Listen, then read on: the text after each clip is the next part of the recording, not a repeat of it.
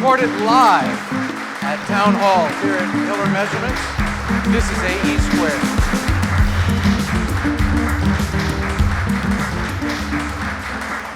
All right, well, today is a pretty special day for a number of reasons.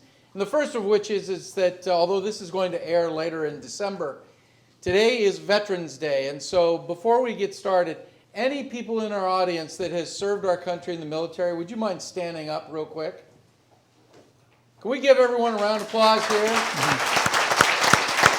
Not only do we thank you for your service, but we thank you for everything you've done for our country. So it's exciting to be here. The second special thing for today is this is the only show in season 1 that we're going to do, actually ever, where we're going to tell in the story of our guest, the story of our company as well. And so we're really, really excited to do that. But before we get to that, I want to take a moment and give our sponsors a chance to share a little bit about what they're doing. So let's hear from them. Hi, I'm Daniel Knox from Hiller Measurements, here with my good friend Eric DeRose from AVX. And we're here today because we're excited to introduce the industry's first benchtop tester specifically designed for test and measurement of supercaps. AVX has over 20 years experience in manufacturing and development of supercapacitors. Our wide portfolio that includes BestCap, our cylindricals, SCC and SEM series, and our newly released PrismaCap bridges the gap between batteries and conventional capacitors. One key aspect that we've noticed as the supercap technology has developed and progressed ultra quickly, the test and measurement portion of testing supercaps has not quite caught up. Exactly, and that's where we come in. Hiller Measurements has been working with AVX for going on 4 years now, starting off with doing a design verification test system for supercaps. And we learned firsthand how difficult it is to get those measurements with off-the-shelf instrumentation. It just doesn't exist. And so through a collaborative effort between Hiller Measurements and AVX and several design iterations, we're excited to introduce the CSCT-100, utilizing a 24-bit architecture capable of measuring 100 millifarads all the way up to 1,000 farads in just a matter of seconds. Plug and play, click go, you've got your data. One key added bonus, not just the cylindrical technology, but also our BestCap and PrismaCap. So be sure to check out our next video demonstrating the ease of supercap measurements using the CSCT-100 compared to your standard LCR meter. This tester is available now through Mauser and DigiKey. All right, we're back. So today is a unique day. Today I get to introduce a gentleman that at the very earliest part of my personal career, he played a role. Not only as a mentor and a friend, but really now as a partner. And so today's a unique story because we're going to tell his story, but ours as well. So would you give me a hand as we welcome Paul Hiller, the founder of Hiller Measurements. Thank you. Thanks, buddy. Thanks, Good Jeff. to see you. So this is going to be a fun day because we're going to sit here and talk about Old parts times. of old times, and I'm going to try to keep me out of it, but I'll fail, I'm No, sure. that's right, yeah. So for those of you guys who haven't met, Paul and I grew up somewhat close to each other, although he graduated a year or two earlier than I did in Wyoming. But tell us really quick about where you went to school and how you went through from being in the job to starting your first company. So I went to school, I started at MIT, but after a year it was pretty expensive. My folks decided I was having a really nice time in Boston. So I ended up coming back in state, which was Wyoming. So I went to the University. You're a cowboy. Cowboy, that's right. And they're doing well this year. They are. They are. So I went to the University of Wyoming and I majored, kind of a dual major. I majored in electrical engineering and also business. But unlike most people, I got a bachelor's in business and a master's in electrical engineering because I was going to get a dual major and one of our advisors said, you should just get a master in one. Happened to be the double E guy. Wow. So backwards from everyone else. But the ultimate goal was to start my own company. My father had the entrepreneurial bug. He had his own company in the oil industry, which I didn't want to be part of, but I wanted to have a company. So the goal was to get some experience and start a company, which is what happened. So you grew up in an entrepreneurial family. You said you didn't Yeah. want to be in oil and gas. Yes. Why? Well, if you've ever been in Wyoming, it's cold, miserably cold, typically 15 below zero in the winter. The wind's blowing 30 miles an hour, and he was in the drilling side. You're out on the oil rig installing primary cement equipment, diamond coring. It's just miserable. It's muddy, it's oily. Just It's- doesn't feel good. it's Wasn't not a much business fun. model thing. You just didn't want to have the I experience. just didn't want to do it, exactly. So, but you didn't go straight into starting a company out of school, though. No, no. So I first worked for the Naval Weapons Center in China Lake for a couple of years, and then went to Northrop in Chicago for 3 years, and then had a company call me, iTech, Applied Technology, called and wanted me to be a supervisor in California of a small test group. So I moved out there for another 3 years, and then my boss and I left to start our first company. So while you were employed, that was mostly radar, electronic warfare type work? Well, at Northrop, it was advanced technology. It was really a fun group. We worked for George Ecamino, who was the VP of Special Projects and Engineering. And so we would do the fun things, determining how noisy is noise, coming up with a new radar warning receiver concept. Then we'd throw it to engineering to flesh it out and then go build it. But we would do kind of the fun stuff. We're the skunk works. How noisy is noise? You have an interesting definition of fun. Well, it's how Gaussian it is. Oh, there it is. And the idea Okay. is, can the enemy filter it out or not? Right, right. And so you want it really random, which is more Gaussian. But the whole time you're going across these 3 different jobs, you're thinking, I'm going to start a company? Yes. Or that was just kind of an... No, I was thinking, can I find an idea, something I can go do? I want to be electronics, and I want to have my own company. So what was the first idea? So it was services, really. So we were at Applied Technology, and we began to, we built up a good-sized group there, my boss and I. And then we could tell the company was going to start outsourcing test. They had us go out. We had a large test project, and they wanted us to farm it out. So we went to Northrop Grumman, we went to Sperry, went to GD, a number of different companies to determine who was going to get it. But clearly it was going to go out of house.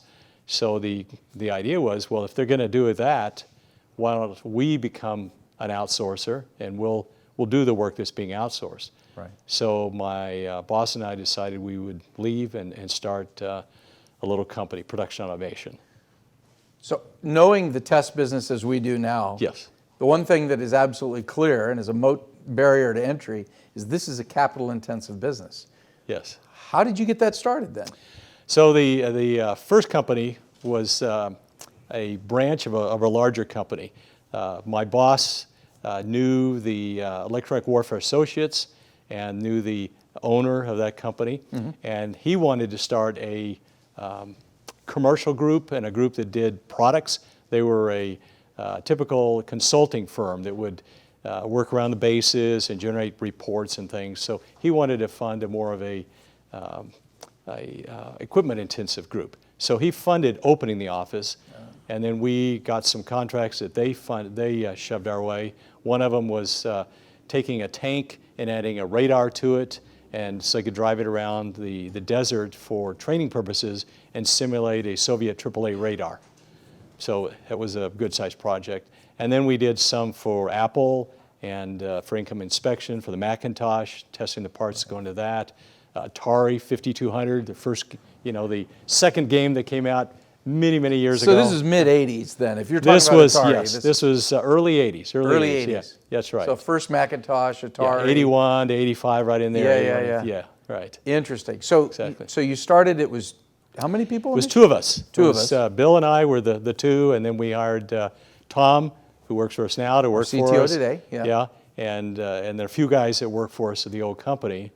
And then 2 years later, we had a telecom customer come to us and say, I've got 100K, I want you to do some work, or I'll just hire someone myself.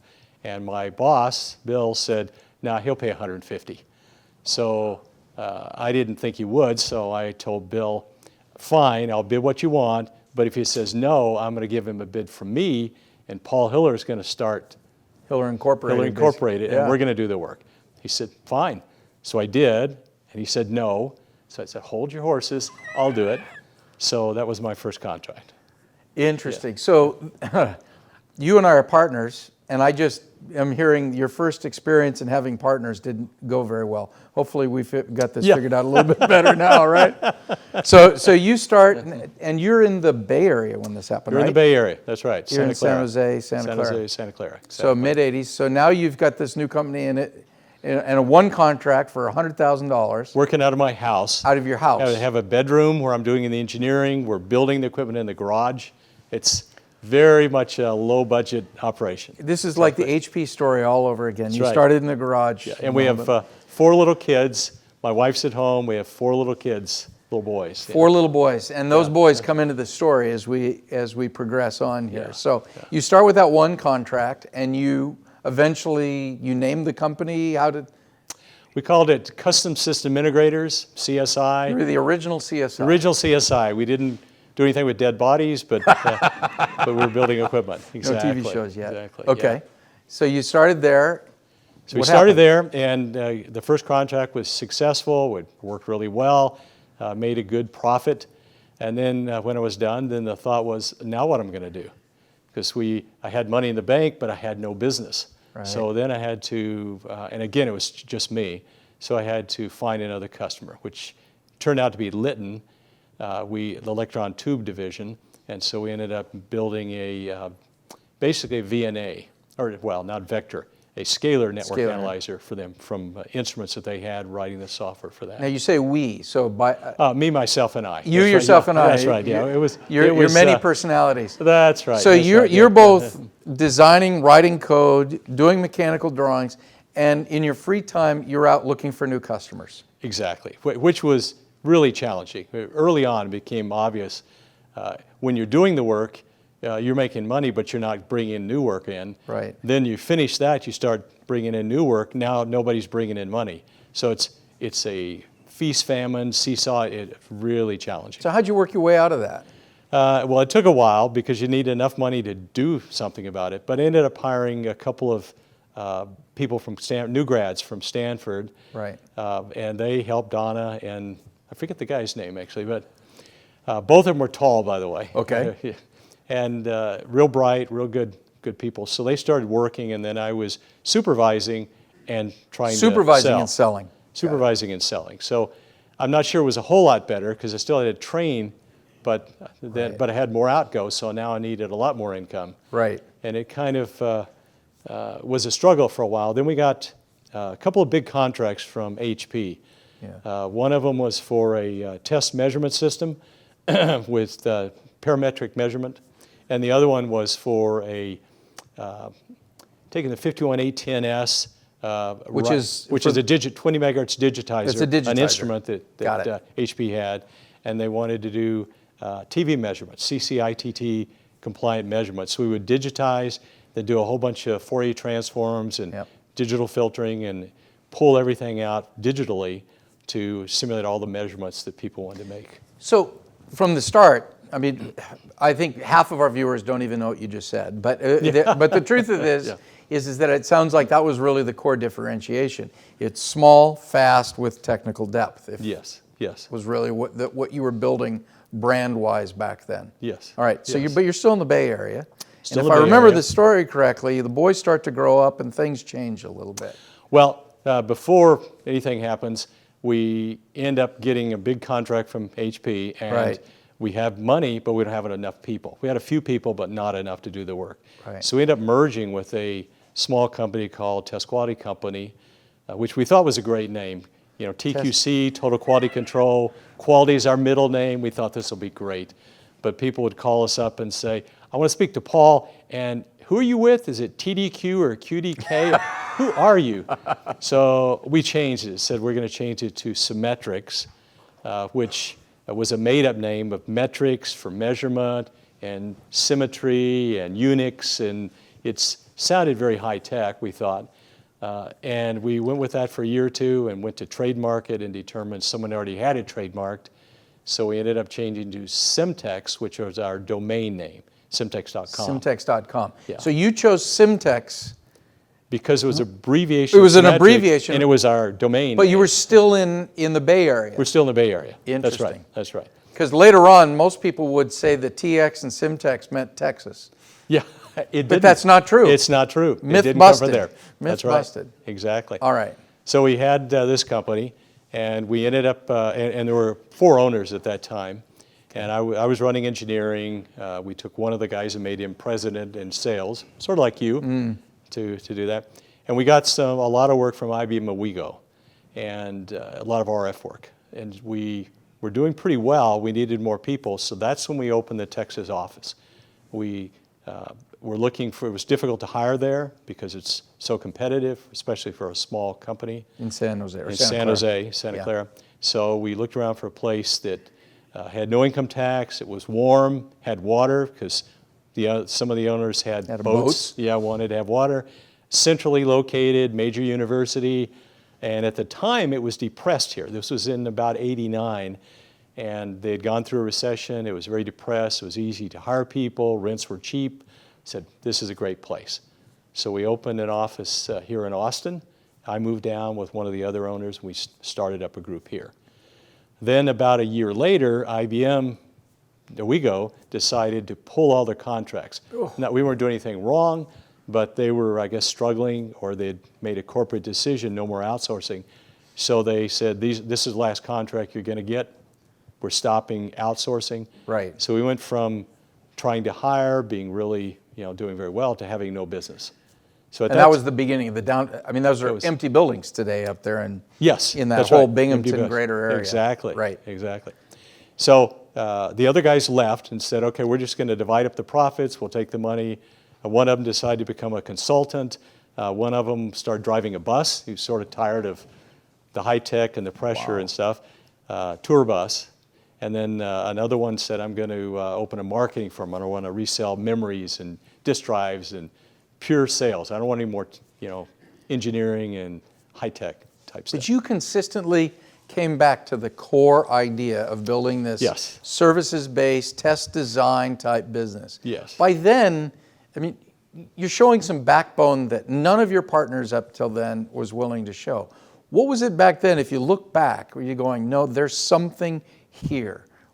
Can you point to that as far, or is it just what you knew, or? Well, by then, we knew we had a name in the industry. We were getting some business. It wasn't huge, but we had some momentum, and I could see there was business to be had. Right. And I felt like the key was not to focus on engineering, but focus on sales. So I decided I'm going to spend my time on sales, and I'll hire people to do the engineering, but I know there's business to be had.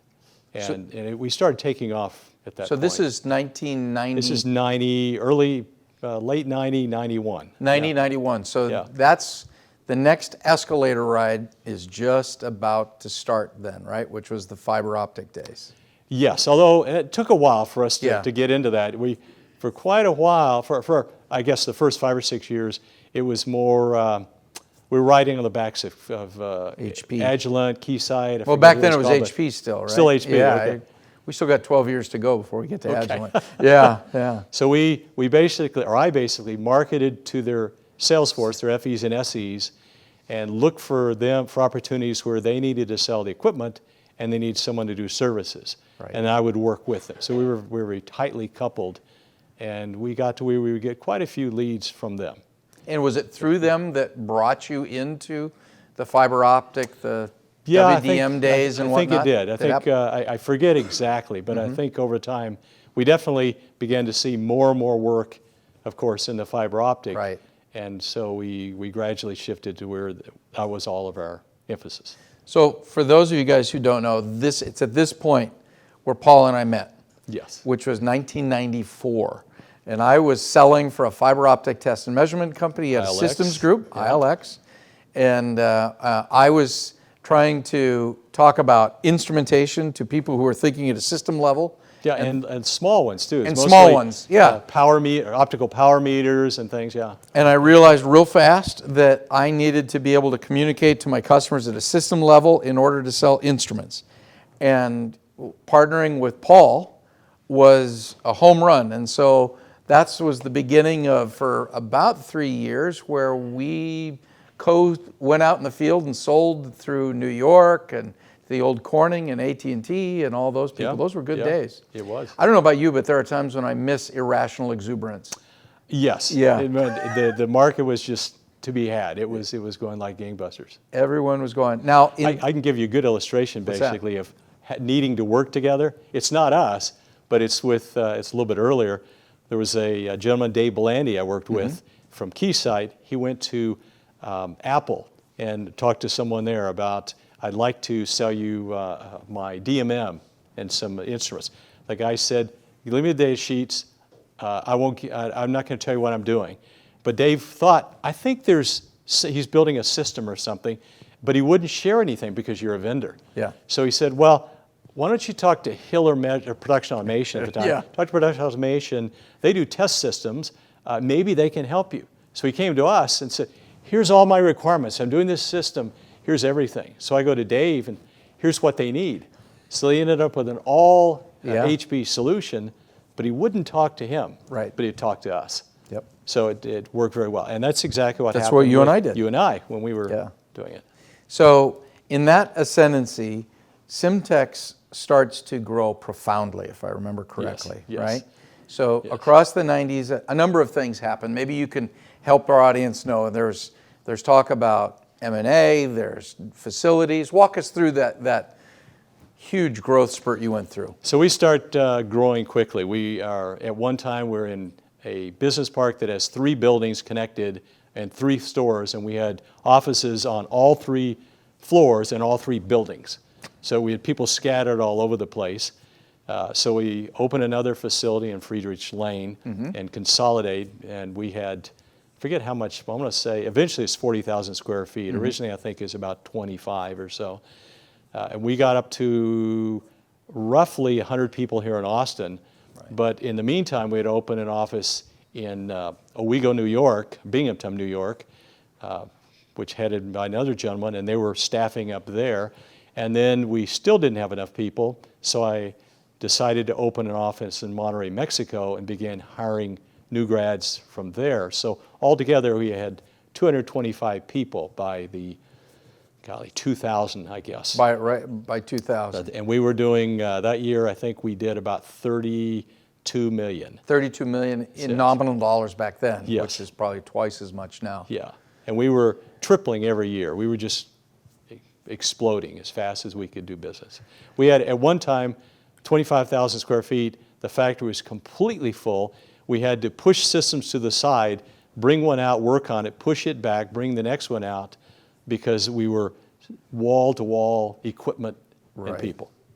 Just couldn't handle it. So here's where the story turns, and for those of you old folks like us that are here that were around in the industry at the beginning of the turn of the century, things got interesting for a few years. We're going to get into that. Yeah. But first, here's a quick message from one of our sponsors. 5G is coming.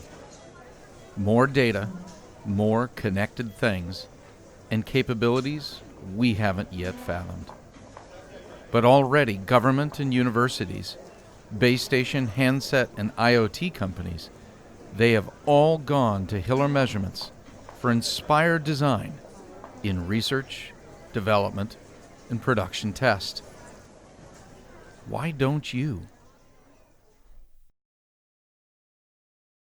So, things are going great. 225 people, buildings all over the place. Brand is growing. I came to work with you 4 months prior. I remember clearly. I finally came on. I was going to help continue to grow the fiber optic business at Simtex. And you crash it. And it was all my fault. And then March of 2000 happens. Yes. And at that time, that was when we all found out that Moore's Law might be correct in principle, but until it was proven in fact, there was too much dark fiber, overinvestment, and the fiber optic industry, as I remember it, almost ceased to exist overnight. Yes. Walk us through what was going on in your heart and in your head in that period from that March for the next year, because that was gut-wrenching. That was a very tough time for us.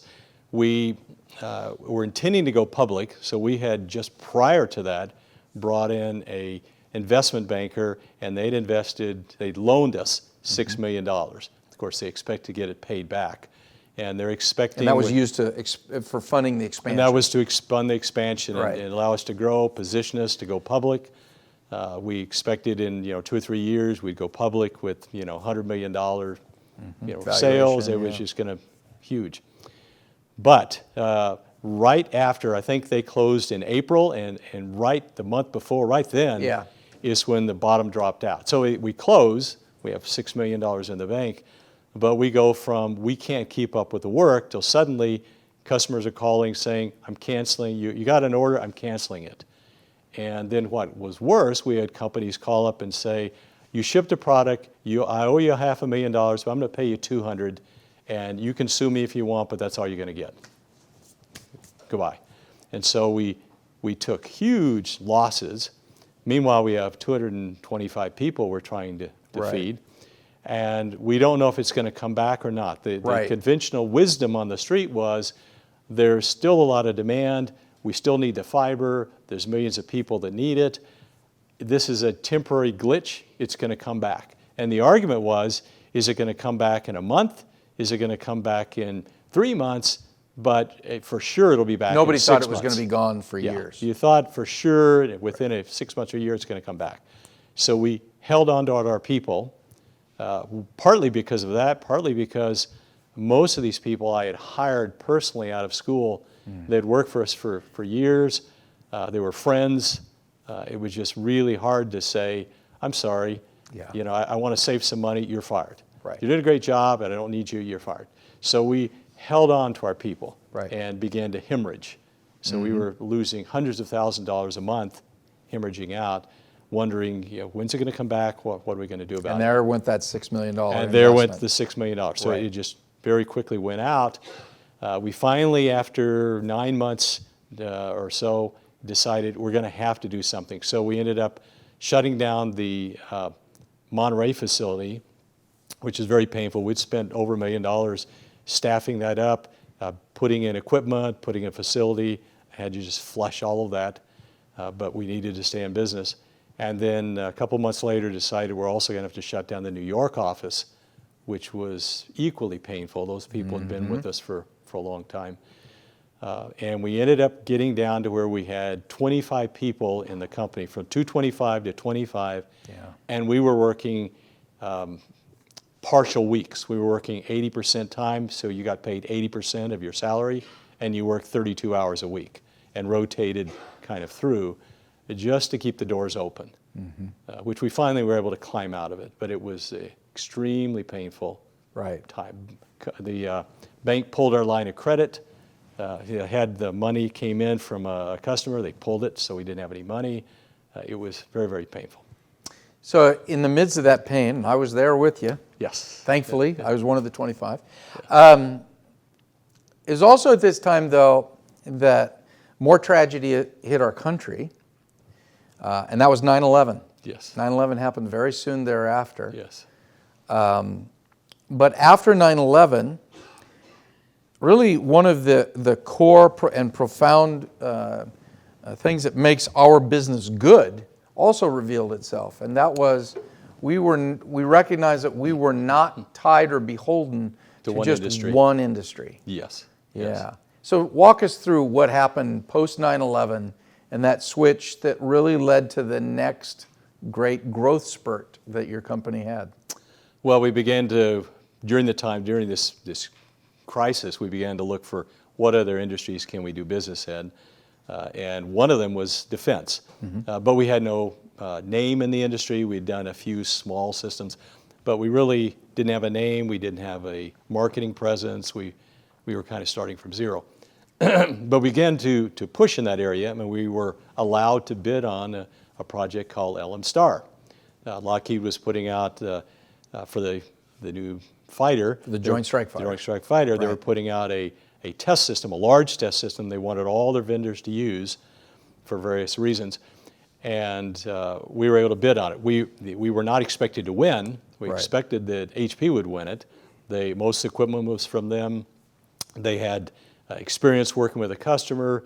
They had the name. It was low risk. They kind of had most things going for them. But we were able to put in a very detailed, exhaustive proposal. We invested a lot of man hours in it and won it. And that turned us around. Once we didn't have a lot of business because of that, but it also gave us credibility Right. with all their subs, with the Hamilton Sunstrands and Yeah, Northrops Raytheon, and so all forth. those, yeah. So they began to give us work as well because we now knew the tester, and it just snowballed to where we were Success getting a lot of begets business. success after that. Success begets success, exactly. And that growth was not quite as rapid as the fiber optic growth, but it was Substantial. It was substantial. And Yes. we did it in one and a half facilities. We still had the facility in San Jose from the earliest Yes, days, a yes, small yes. site, Small but support for the one, most yeah, part right. in Austin. Yes. And the growth went really fast and healthy. So that leads us up to the next major event, which is 2006, 2007. And that was when Selling the company, selling the company came Yes. in. Walk us through that. So the EOS, the investment firm, is still with us. Right. And of course now they intended normally to come in, and after 5 years they sell it. So it's been 5 Right. years. They're really anxious to sell, and so we began looking for a buyer. We're positioning the company to be acquired by Right. someone. And there's a number of people that are interested, but one of them, AEI in particular, is looking to expand into the commercial test. They were like a small defense prime That's right. test at the They're time. small Right. defense prime. They have a test group, but it's all defense. It's all flight line testers Right. and so forth. And they're looking for commercial. And we have the Joint Strike Fighter, but we're still largely a Medical commercial device, commercial Yeah. avionics, yeah. and commercial attitudes and so Right. forth, what we do. So they're looking to expand their group. So they look us over and decide, okay, we're going to acquire this company. So the investment company is now out of the picture, and now we're a division of AEI. So that's 2007, 2008-ish Yeah, time right, frame. right. So you get acquired, and one of the things that changes, though, is that you go from a certified small business, now you're part of a much larger business. Yes. And culturally, you're becoming part of a different culture. Much right? bigger culture. Yeah. So they decide to, at some point, fold us into them because Right. there's a lot of tax savings they can get for the parent company, and probably other reasons as well. So we became a division. So now we have their MIS overhead structure. We have the same processes they follow. So everything they do as a defense prime flows down to us. So our costs double during this time, and it becomes difficult to get enough work. Right. Because we used to be fast, nimble, and low cost, and now we're slow. There's 3 or 4 contracts people working for us to review contracts. Everything gets doubled up the line. We Right. bid it, somebody's afraid, let's be conservative, I'll double it. His boss doubles it again. So it becomes very expensive, very slow.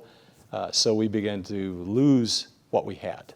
Now, we should maybe play back the tape. This whole process, everything we've been discussing, you've been leading and growing this company, but you've also been leading and growing a bevy of sons in the business as well. Yes, yes. So by this time, when we get 2007, 2008, you've got a number of your sons who've had significant experience working in your company. In fact, most of them grew up in the company, correct? Yes, yes.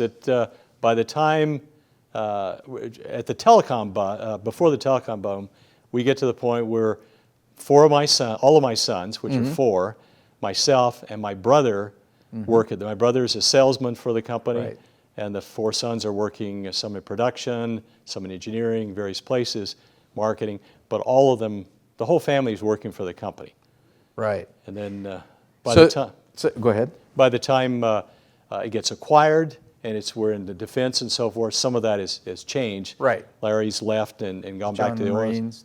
industry. My brother went back to the oil Oh, industry. yeah, that's right. Big Larry did. Big Larry went back. One of our sons with the Marines.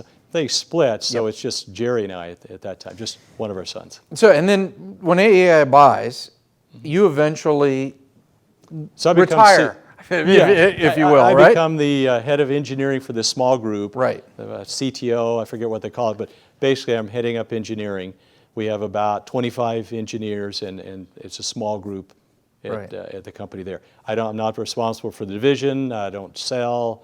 I just run engineering at that point. But And over it's the course of a comfortable, couple, it's comfortable, but over but a couple it's of years, not it's- very challenging. So Yeah. you end up going solo, shall we say, or separate from the company. Yes, yes, You've done well financially, yes, yes. but for the family, things start to look a little tenuous as far as where you and your sons are headed.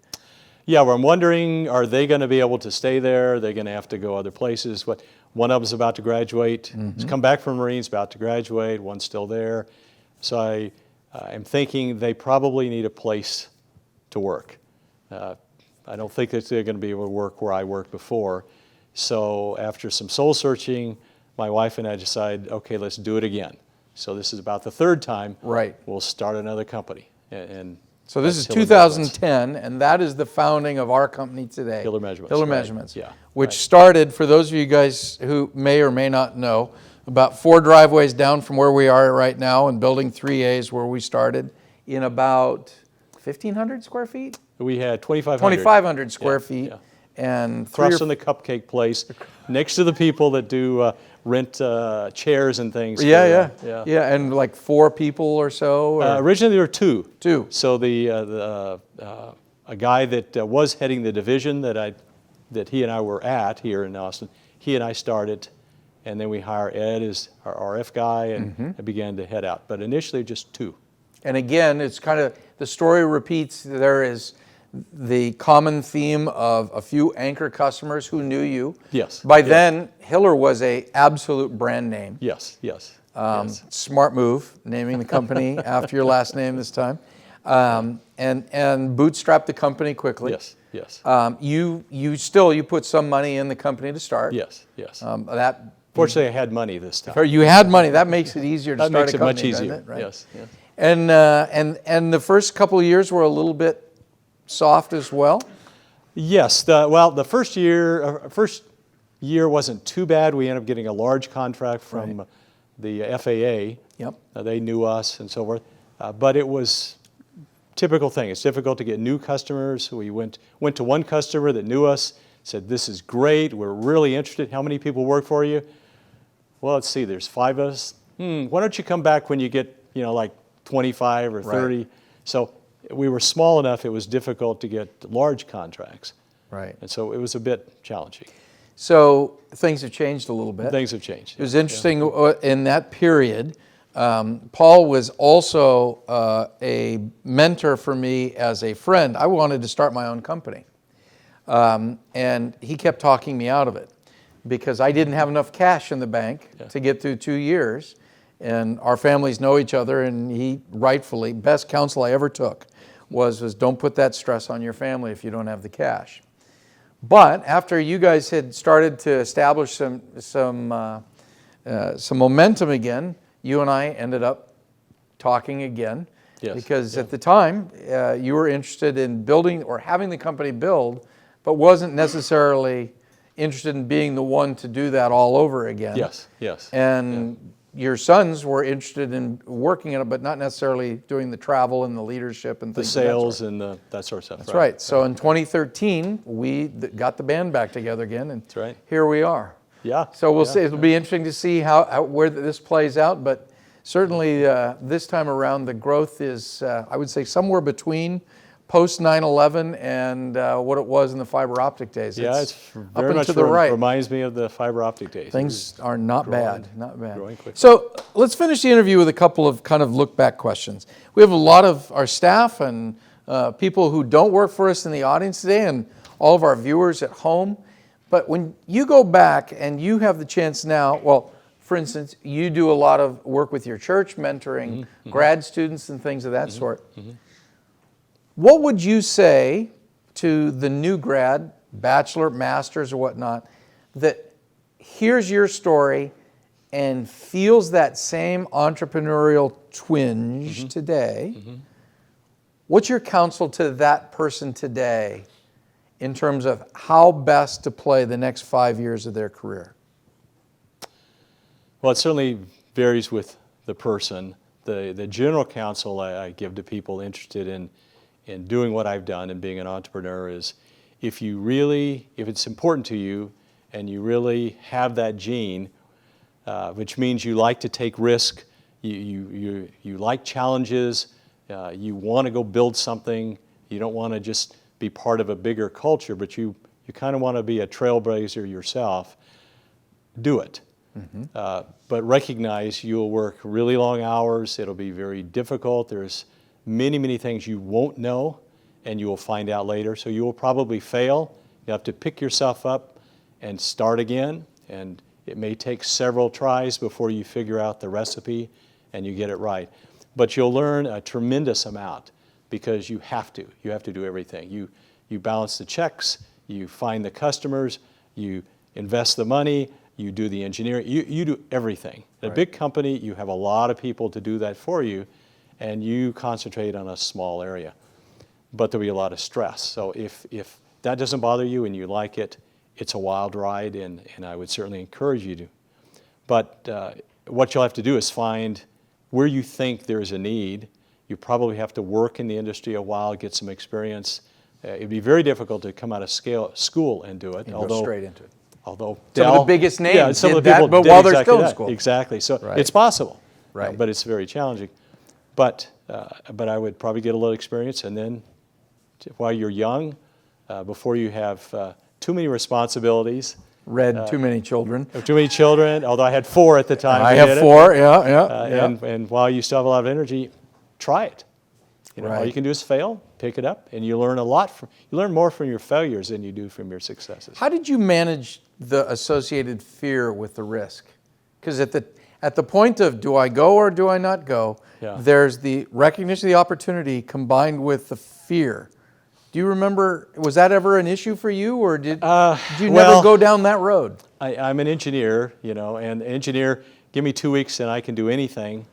There's a lot of arrogance, I guess, with engineering, and I just felt like I'll figure out a way. My wife and I are committed Christians. We felt like, we prayed about it, felt like God was saying, go do it, and He would take care of us. Right. So I talked to my wife before I did anything and said, okay, we got 4 little kids. We don't have any money. We'll have this contract that'll carry us for a little while, and then we have to figure out from there, how are you okay with it? And she said, yep, we prayed about it. I trust you. Go do what you think you need to do. I support you 100%. That's huge. Which is huge. You huge. really need your family behind you because they're gonna sacrifice a lot, for you. So do you think you've got enough energy to do this one more time? I don't think so. I think, I mean, it's This is possible, the last but rodeo, huh? Yeah. My goal is to retire, to ease out, to mentor other people as I go out and to try to help them. I'd really rather concentrate on teaching and helping grad students at the university and my family and other things. Well, I'll Paul, leave it to you. yeah, well, as your partner and your friend, thank you for everything you've done. It has been a wild ride multiple times together. It is. It's still a wild ride. But It's been a pleasure working with you, Jeff. thank Yeah, you. yeah. But be careful what you ask for. You just put on live TV across YouTube that you want to mentor other people, and we will attach your email address to this video. So, Paul, thanks for coming to AE Squared. It's good to pleasure. see you. Thanks, Jeff. You bet.